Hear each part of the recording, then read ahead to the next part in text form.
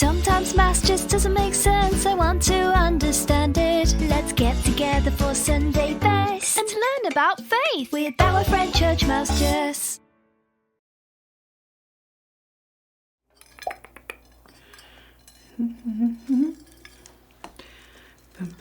Ooh, oops.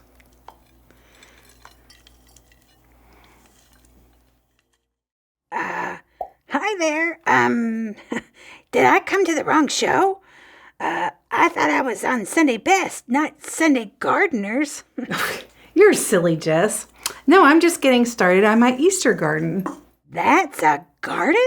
Well, it will be once I'm finished. Remember last week we told the Catholic kids that we would be building an Easter garden to make sure that they got their supplies ready.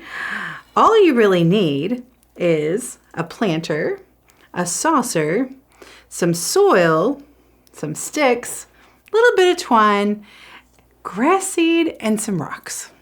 And you can have a great Easter garden just like this one. Well, I'm really interested to see how this makes a garden. Oh, Jess, let's dig in. Oh, brother.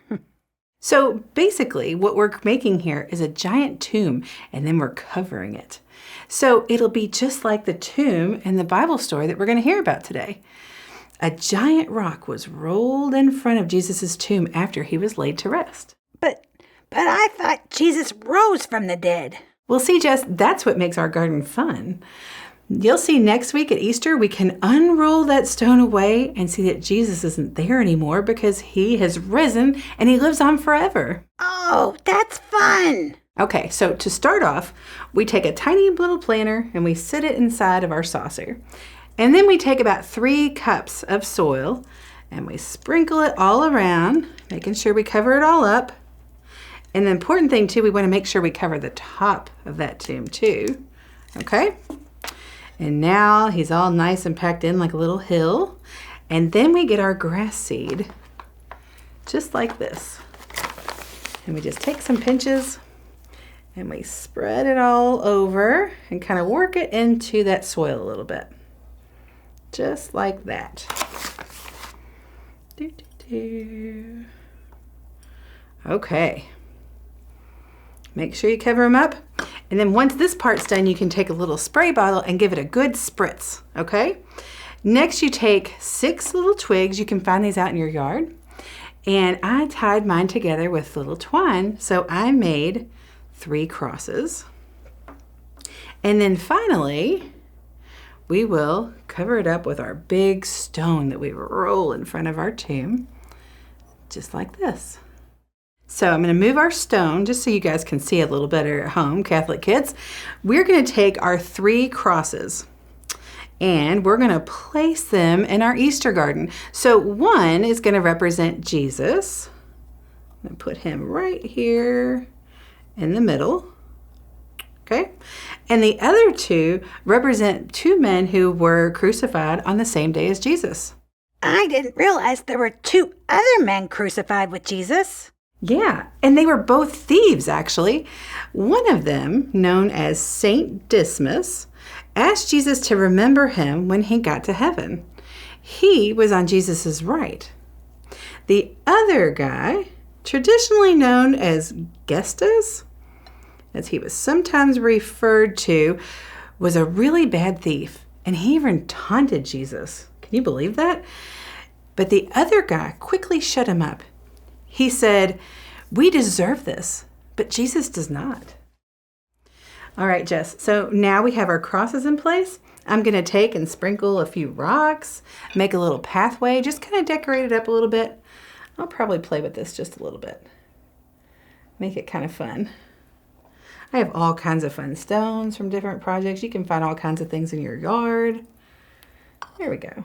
And then we're going to put our stone back in front. Just like that. That's really cool and all, but why is it called a garden? That's because by Sunday, our grass will have sprouted and our garden will be full of new life, just like Jesus on Easter Sunday. Oh, wow. That's really special. I can't wait to see what it looks like next week. Me too, Jess. We just have to make sure that it gets lots of sunshine and spritz of water every day leading up to next Sunday.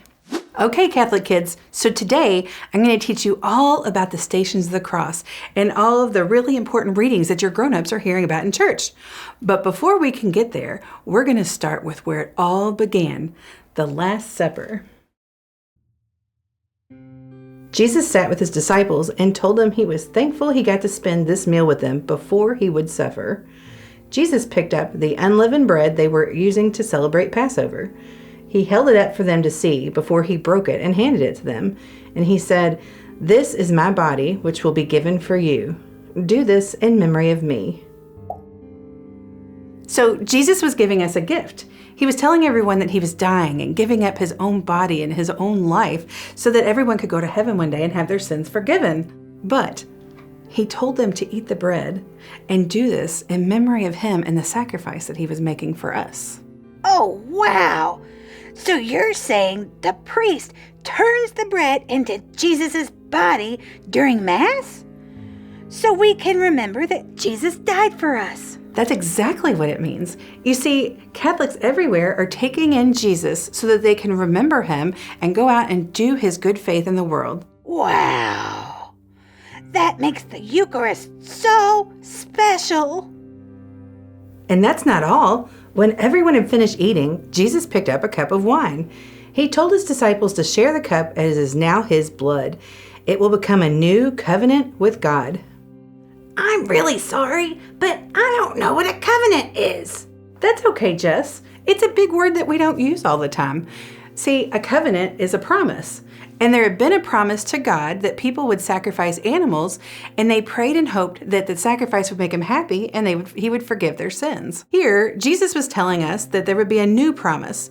He would die instead of an animal, and God would promise to forgive our sins and allow us to go to heaven. Oh, poor Jesus. I can't imagine. He knew he was going to die. He must have been so scared. How brave and selfless of him to die so that everyone else could be forgiven of their sins. You're right, Jess. His actions showed us just how much he loved us. After he shared the cup with his disciples, he said something really interesting to them. "One of you here will betray me," he said. I'm sorry to do this again, but what does betray mean? Well, it means to be disloyal, to pretend you're someone's good friend and then do something to hurt them instead. Of course, when Jesus said one of the men in the room was going to do something bad to him, they were all shocked and began to argue who would be the traitor. And Jesus said to Peter, "I have prayed that your faith in me won't fail." Peter quickly said, "But Jesus, I'm ready to go to jail for you or even die for you." And Jesus said, "But Peter, before the cock crows at the end of this day, you will have denied being my friend 3 times. Okay, I gotta know. Does Peter really turn his back on Jesus? I'm afraid so, Jess. And after that, 3 different people came and said, "I know you. You're one of those men who was friends with Jesus." And he was scared. And he said, "Not me. No, I don't know Jesus." So he really did deny knowing Jesus 3 times. That's right. And on the 3rd time, the rooster really did crow, just like Jesus said it would. And then Peter knew he had been wrong.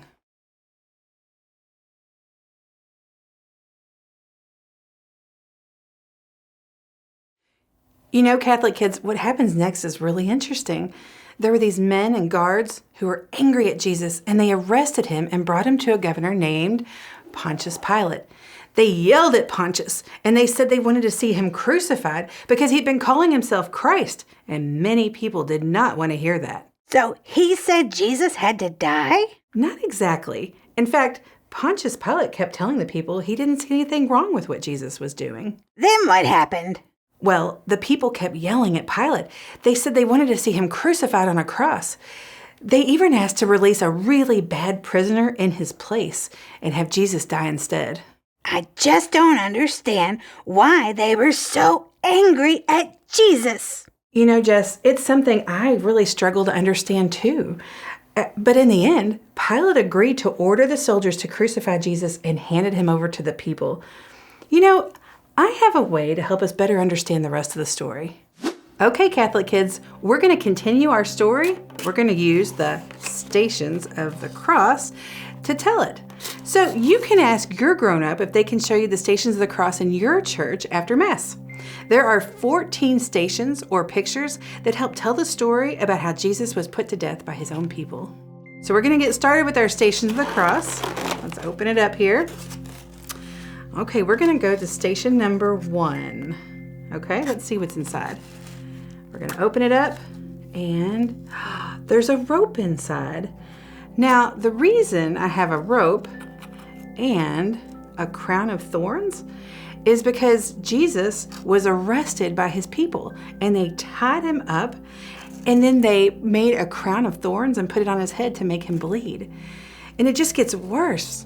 There were people who punched him, people who whipped him with rope, people who beat him with terrible weapons and made him bleed and hurt. And you know what, Jess? Jesus never said a word. He never even asked them to stop. In fact, he prayed for him. He said, "Father, forgive them, for they know not what they do." What do you think made Jesus able to remain peaceful in front of Pilate?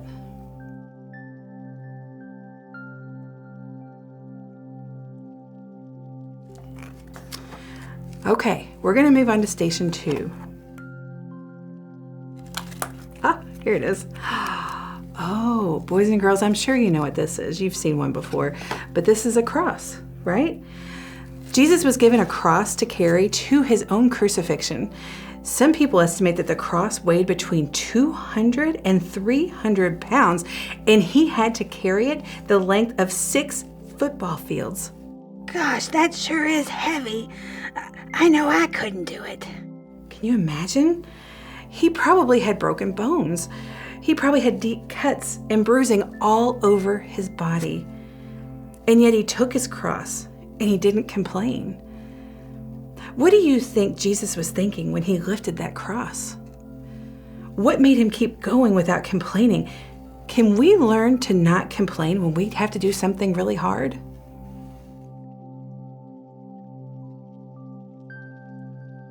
Okay, let's get into station 3. Oh, it's a Band-Aid. The Band-Aid's because in station 3, Jesus fell for the first time. Imagine if you were carrying a wooden kitchen table on your back, and all of a sudden it just became so much that you fell down. You know, you have to remember, it was hot. Jesus didn't have any shoes on, and people were yelling at him and screaming that he deserved to die. Some people even were spitting at him. Suddenly you fall down from the weight of that table, and people hit you and punish you for falling. So you get up and you pick up that table and you keep going. How do you ever make a mistake in front of people? How did that make you feel?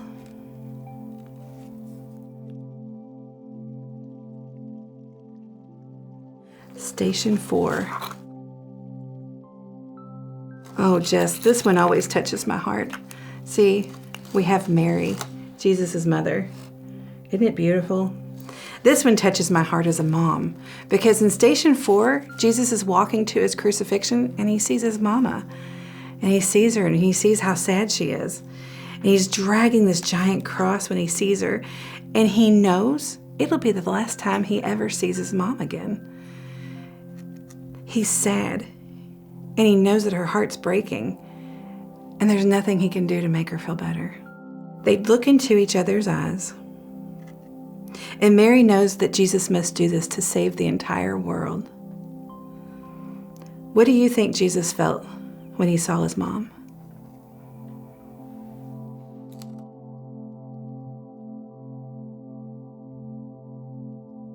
So Jess, in station 5, the soldiers could tell that Jesus was starting to get really weak, and they were afraid that he would die before they got to his crucifixion, and they all wanted to see him die on the cross.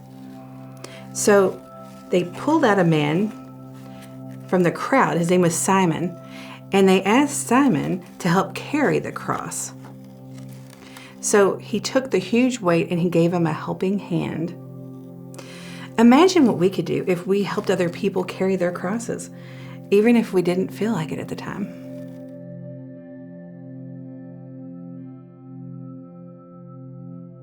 Station 6. Jesus at this time is starting to sweat and he's dripping blood because they've been beating him. And along comes a woman named Veronica, and she took the veil off of her head and she offered it to Jesus to wipe his face. But when he handed it back to her, a miracle had occurred. She looked down and she saw that Jesus' face had appeared on the fabric. Catholic kids, this was a gift from St. Veronica. It was helping Jesus in his time of need. Her sweet, simple gesture showed him that he was loved and cared for. Imagine if you could help someone when they felt scared or lonely or in need.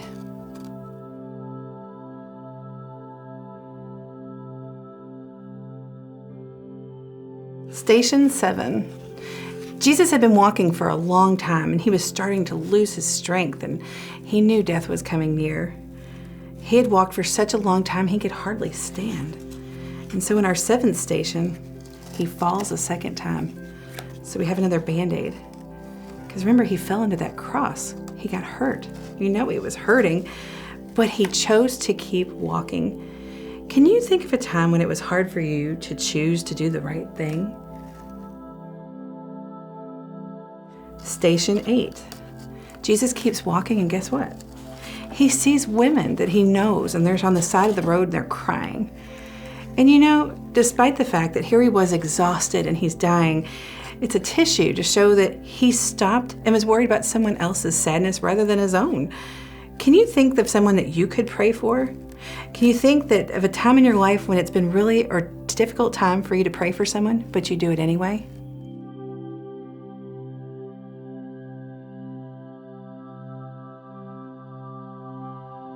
Station number 9. Oh, here we go.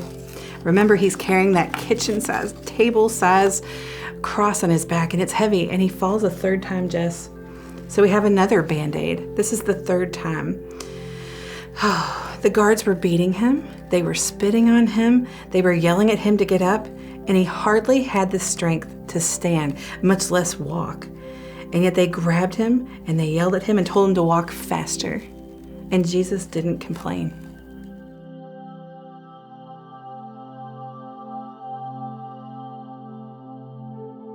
So now we're at Station 10, and here we're finally at the location where Jesus is going to be crucified. But the people decide that it's not enough to just kill him. First, they want to humiliate him and make him really suffer first. The guards tear off all of his clothes, and they leave him naked in front of all the people. So now he's hurting, and he's dying, and now stripped of everything in front of all those people. Still, Jesus did not complain.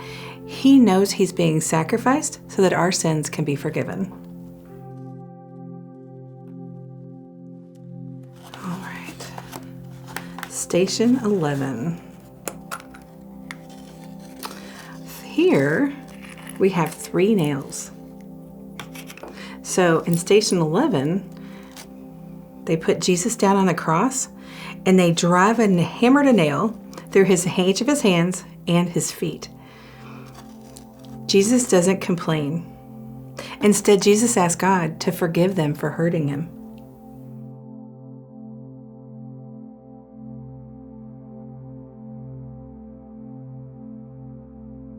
Station 12.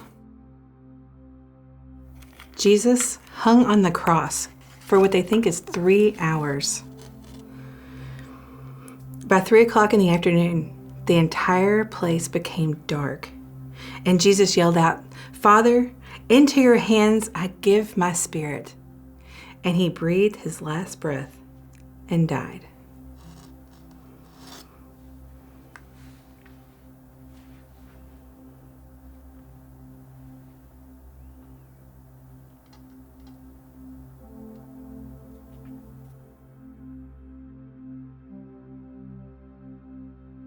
Station number 13, when Jesus is taken down from the cross, it's one that really makes me cry because they hand Jesus' body over to his mother Mary. And it just makes me cry thinking about her as a mother and how she must have felt. So here we are in Station 13. We have the Pietà. So I actually have one of these because it kind of helps me think about just how sorrowful she really was. Here she is and she's holding his body. She had to have known that he didn't deserve the death that he received because she knew he was perfect. But she was loyal to God and knew what it was going to take for him to save everyone from their sins. Can you imagine having a faith so strong that you would give up your most precious thing in the entire world because you knew it would please God? Oh, poor Mary. That makes my heart sad for her. During this time, there was a man named Joseph of Arimathea who had gone to Pontius Pilate, the governor we talked about earlier, to ask if Jesus could be placed in the tomb that he had actually purchased for himself. So in Station 14, we have Mary and the women who wrapped his body up in linens and prepared the tomb with perfumes and precious oils. And then they laid him to rest. They closed the doorway with a large stone, and then they left.